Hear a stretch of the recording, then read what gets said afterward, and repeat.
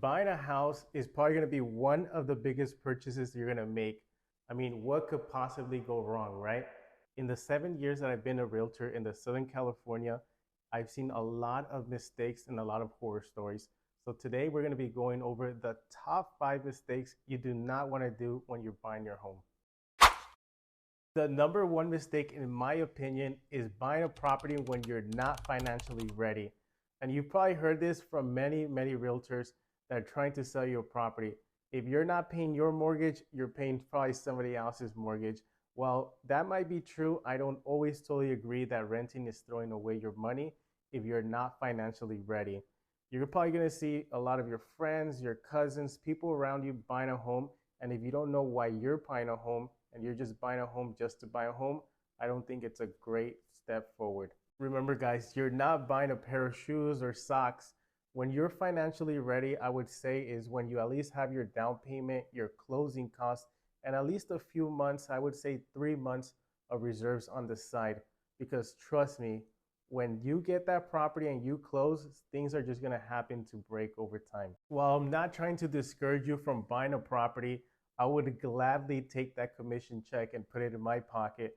I think you should just do it at the right time and do it for specific reasons, like if you just got married, you have kids, you're already in an area where you want to be at. I think those are the right reasons why you want to buy a home. Just be responsible and know why you're buying a home. Number two, trying to buy that dream home.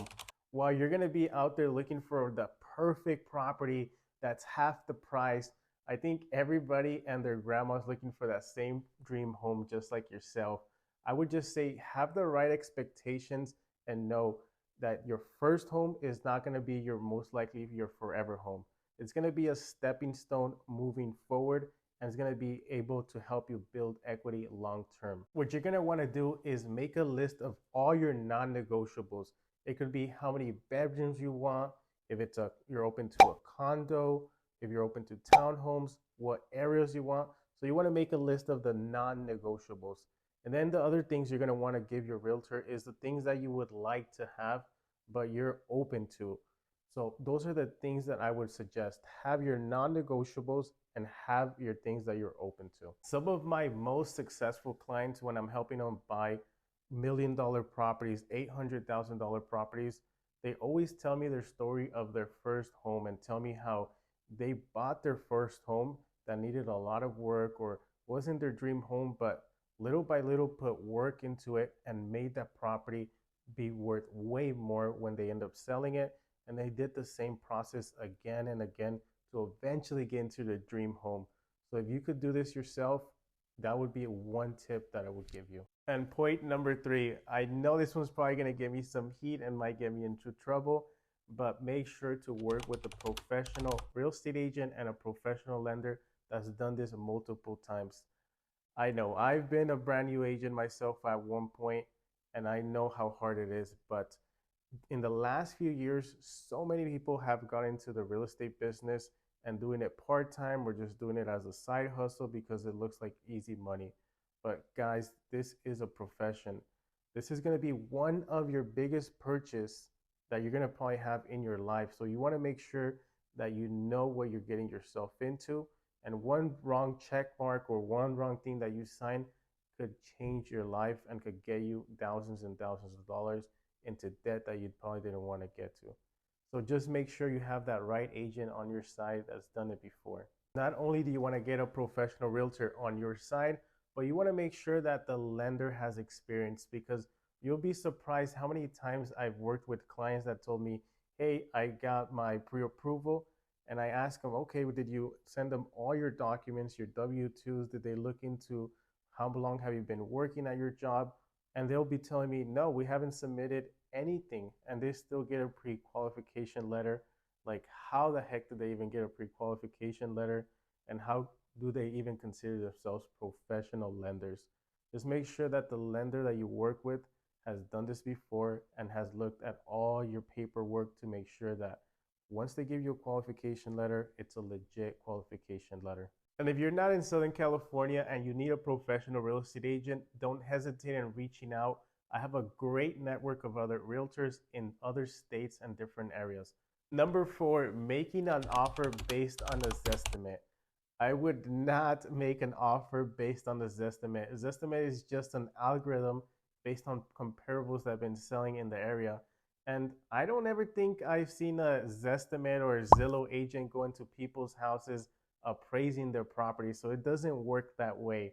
If you're trying to know what should I make an offer for, what I would recommend is look at what's been selling in the last 90 days in that specific community and compare and contrast the upgrades on that property that you're making an offer to the ones that have recently sold. But I mean, that's a realtor's job. You know, you don't really have to do that, but that's just the way how you could get the value of a property that you're making an offer on. But if you're working with a good realtor, he should be giving you the comparables of the properties that have been selling in the area so you can know what you should make an offer on.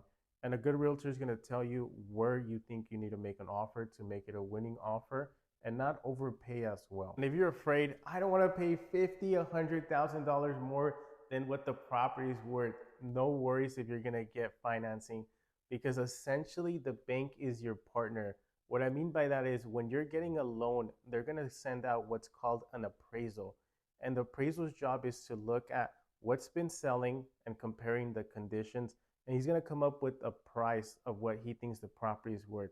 And if your agent did a good job, he's going to be on what you guys should have made the offer at or very similar to what the property price is worth.